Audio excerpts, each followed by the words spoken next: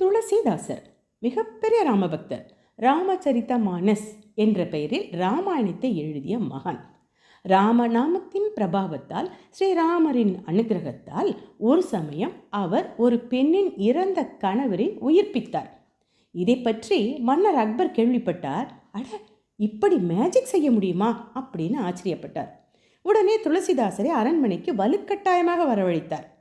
நீங்கள் இறந்தவரை எழுப்பி மேஜிக் செய்கிறீர்களாமே, எங்கே இங்கேயும் அப்படி ஏதாவது ஒரு மேஜிக் செய்யுங்கள் என்று கேட்டார்.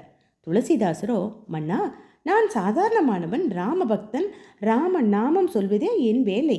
நடந்தது ராமநாமத்தின் பிரபாவம், மகிமை என்று கூற கோபம் வந்தது அக்பருக்கு. தன்னை அவமதித்தது போல உணர்ந்தார். அதனால், இவரை சிறையில் அடையுங்கள், ராமன் என்ன மாயம் செய்து இவரை காப்பாற்றுகிறார் என்று பார்க்கலாம் என்று கட்டளையிட துளசிதாசர் சிறை வைக்கப்பட்டார்.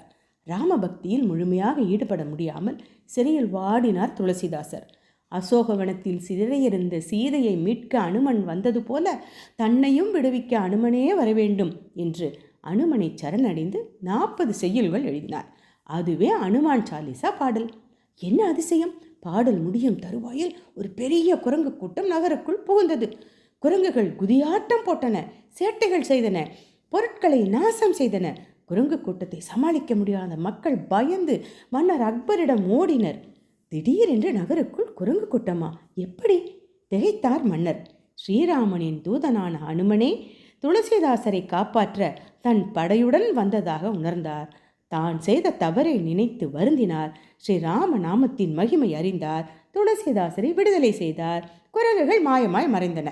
அதனால் இன்றும் அனுமனை சரணடைந்து அனுமான் சாலிசா சொல்லி பிரார்த்தனை செய்யும் பக்தர்களின் குறைகளை அனுமன் மாயமாய் மறையச் செய்வான் என்பது பக்தர்களின் நம்பிக்கை.